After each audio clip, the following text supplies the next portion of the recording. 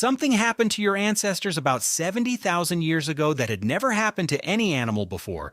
They looked up at the sky and decided something invisible was watching them back. Not because they were told to, not because someone wrote it in a book, because their brains, your brain, had been quietly rewiring itself for thousands of years, building toward a single terrifying moment of awareness. And when that moment arrived, it did not bring peace. It brought dread. And the only thing that could survive that dread was the thing humans invented next. This is the story of how God was born, not as theology, not as faith, as neuroscience, as survival, as the most consequential cognitive leap in the history of your species. Your brain is not like other brains. That sounds obvious, but the difference goes much deeper than intelligence. Somewhere between 100,000 and 50,000 years ago, something shifted in the architecture of the human mind that researchers call the Great Leap Forward. Suddenly, humans were making art, carving symbols into bone, burying their dead with flowers and ochre, planning hunts weeks in advance, building boats to cross open water to islands they had never seen but somehow knew were there. Evolutionary anthropologist Richard Wrangham at Harvard has spent decades studying this transition, and his conclusion is stark. This was not a gradual change. Something switched on. What switched on was a new kind of thinking, a thinking that could travel in time. Your ancestors developed what psychologists call mental time travel, the ability to project themselves backward into memory and forward into a future that did not yet exist. No other animal can do this the way you can. A chimpanzee lives almost entirely in the present. It reacts, it responds, it remembers in a basic way, but it cannot lie awake at night imagining what could go wrong next Tuesday. You can, and that is where the trouble started. Because the moment your ancestors could imagine the future, they could imagine something that had never existed in the animal world before. They could imagine their own death, not just flinch from danger, not just feel pain, but sit in the dark, perfectly safe, and understand with total clarity that one day, not today, maybe not soon, but one day, they would stop existing, the sun would rise, other people would wake up, the world would continue, and they would not be in it.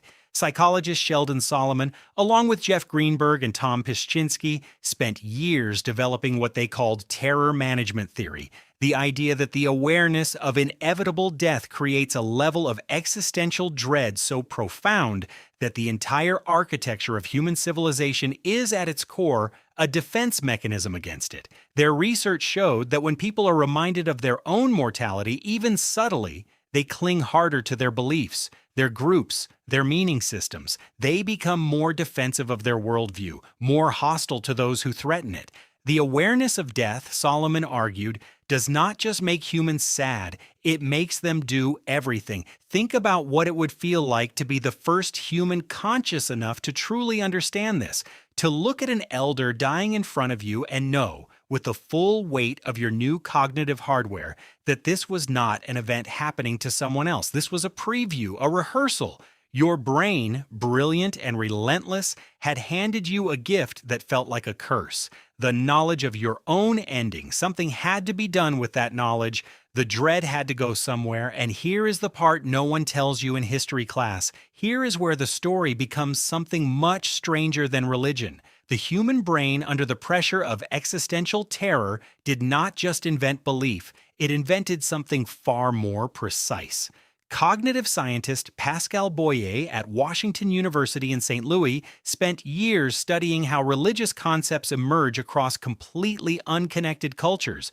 Tribes in Papua New Guinea, ancient Mesopotamia, pre-colonial West Africa, the earliest civilizations of the Indus Valley, and found something that should not have been possible. The core structure of supernatural belief was almost identical everywhere, not because these people had talked to each other, not because they had shared texts or trade routes, but because they had the same brain. And that brain, when confronted with the same problem, generated the same solution. The solution was an agent. Your brain is what scientists call a hyperactive agency detector. It evolved this way for good reason. Out on the savannah, if something moved in the tall grass, the ancestor who assumed it was a predator and ran, even when it was just the wind, survived more often than the ancestor who stopped to investigate. The cost of a false positive was embarrassment. The cost of a false negative was death. So your brain was ruthlessly trained to see intention everywhere, to detect minds, to assume that things that move have purposes, that things that happen have causes driven by will, and now add death awareness to that system. Now your ancestor is not just detecting predators, they are looking at the world. The storm that killed 3 people, the drought that starved the village, the disease that took the children, and their hyperactive agency detector is firing. Something caused this, something intended this, something is watching. That is the cognitive collision that created God. It was not superstition, it was not stupidity, it was two genuinely adaptive systems like death awareness and agency detection, running simultaneously in a brain not quite built to hold both of them at once. The result was inevitable, unavoidable, as predictable as water finding a crack. But here is where researchers found something that stopped them cold. Archaeologist Jacques Cauvin, studying the ancient Near East in the years before his death, made a discovery that rewrote the timeline of human civilization. For decades, the accepted theory was simple.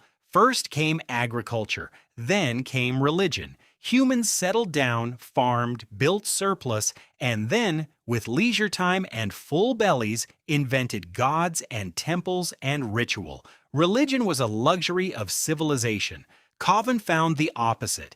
At a site called Göbekli Tepe in what is now southeastern Turkey, workers uncovered a complex of massive carved stone temples, enormous T-shaped pillars covered in detailed animal carvings, arranged in precise circles. Radiocarbon dating put its construction at approximately 11,600 years ago. That is not remarkable on its own. What is remarkable is what was not there. No farms, no grain storage, no permanent homes, no evidence of settled civilization at all. The people who built Göbekli Tepe, one of the most ambitious construction projects in human history at that point, were still hunter-gatherers. They had not invented agriculture yet. They had not developed the food surplus required by the old theory to build something like this. They built the temple first. Then archaeologist Klaus Schmidt, who spent decades excavating the site before his death in 2014, concluded that the settlement came afterward, that the need to maintain the temple, to gather for ritual, to feed the people who came together to worship, that need drove the invention of agriculture, not the other way around. God came before the farm. Belief came before civilization. The existential dread of death did not wait for leisure. It was the engine, it was the pressure that forced your ancestors to cooperate at scales they had never attempted before, to build things that outlasted them, to create meaning systems strong enough to make a short, painful, uncertain life feel like it was part of something larger. Religion was not the result of civilization, it was the cause of it. Now think about what that means for you, right now, today. Every system you live inside, your government, your economy, your legal codes, your hospitals, your universities, your calendar, the 7-day week, the concept of a future worth investing in. Every single one of these structures is downstream of that original cognitive event. The moment a human brain somewhere in the ancient world looked at the sky and felt watched, and chose to answer that feeling rather than ignore it.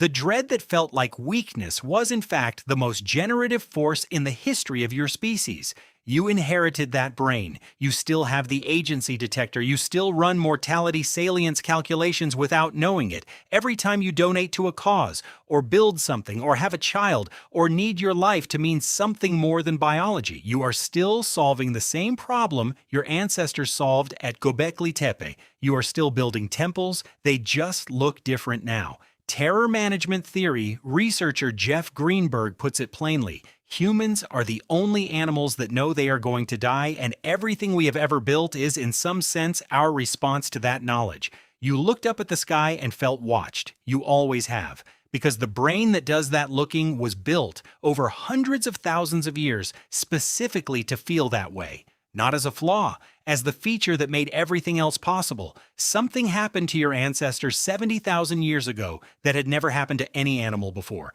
They looked up at the sky and decided something invisible was watching them back. Now you know why, and now you know what it built.